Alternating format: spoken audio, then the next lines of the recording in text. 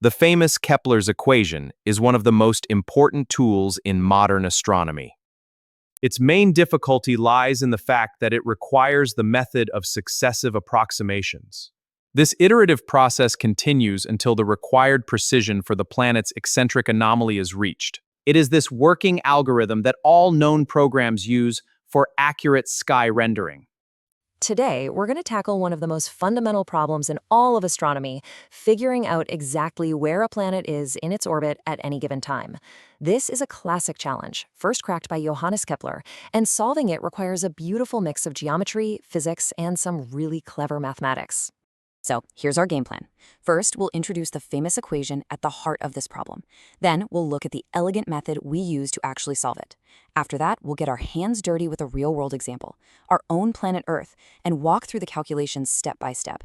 And finally, we'll uncover what it all means for Earth's actual position in space. All right, so if we want to go from just looking at the planets to actually predicting their motion with precision, we first have to come to terms with the equation that governs it all.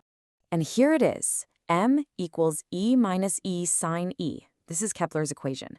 Now let's break down what we're looking at. E is the eccentricity of the orbit. Think of it as a number that tells you how squashed the orbital ellipse is. M is the mean anomaly. You can imagine a ghost planet moving in a perfect circle at a constant speed.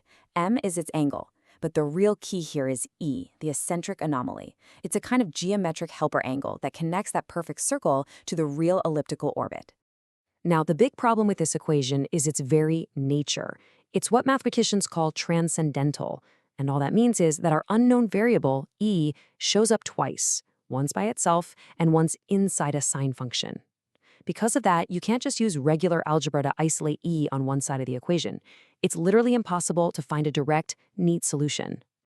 So that's the central puzzle, isn't it? If we can't solve it directly, how in the world do we find the value of E and figure out where the planet is?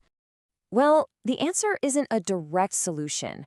It's a much more elegant and powerful numerical trick called iteration. Basically, we make a good guess, and then we use the equation to improve that guess over and over again. The method is actually quite beautiful in its simplicity. First things first, we have to make sure our mean anomaly, M, is in radians. That's just the natural language of angles and physics. Then we make our first guess for E, which we'll call E0. A really sensible place to start is just to set it equal to M. From there, we just start churning. We use our current guess, En, to calculate a new, better guess, En plus 1, using the rearranged formula. We just keep doing that until the answer stops changing. Now, all this theory is great, but to really see how it works, let's apply it to an orbit we're all pretty familiar with, planet Earth. Okay, here's our starting data. Earth's eccentricity is about 0.0167, which is pretty small. That just means our orbit is very close to a perfect circle, but not quite. And we're going to look at a moment in time when the mean anomaly, M, is exactly 90 degrees. This is roughly where our average Earth would be, about 3 months after its closest approach to the sun. Now, before we plug in any numbers, we have to do that critical first step. We have to convert our angle to radians. If we don't, all our trigonometric functions will give us the wrong answers because they're fundamentally built on the geometry of radians, not degrees. So when we convert 90 degrees into radians, we get about 1.570796. This is the value of M we're going to use in our calculation. All right, now for the main events. Let's actually perform the iteration and watch as we get closer and closer to the true value of the eccentric anomaly. We start with iteration 0. This is our initial guess. We just set E0 equal to our mean anomaly in radians. You know, if Earth's orbit were a perfect circle, this would actually be the final answer, so it's a fantastic starting point. Now for our first real iteration. We calculate E1 by taking M and adding the eccentricity times the sine of our first guess, E0. Since the sine of 90 degrees is just 1, this first step is pretty simple, and we get a new value of about 1.587. For the second round, we take that new value and plug it back into the same formula. And look at that, the number barely changed. You can see how quickly this is homing in on the solution. One more time, and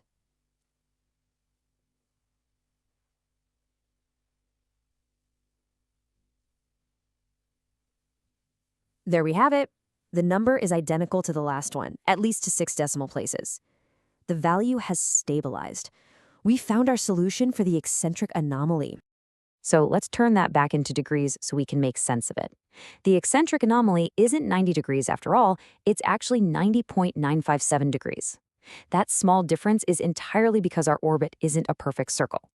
But finding E isn't the end goal. It's just a crucial stepping stone. Its real purpose is to let us calculate the one thing we've been after this whole time, the true anomaly.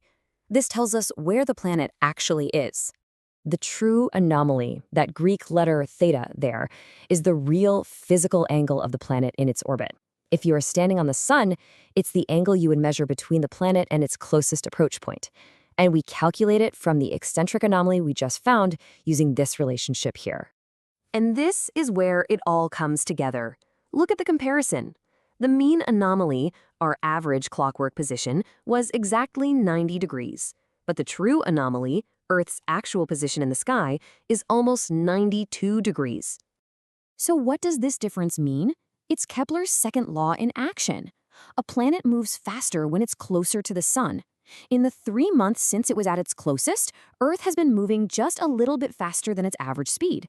So it has raced ahead of where it would be if its orbit were a perfect circle.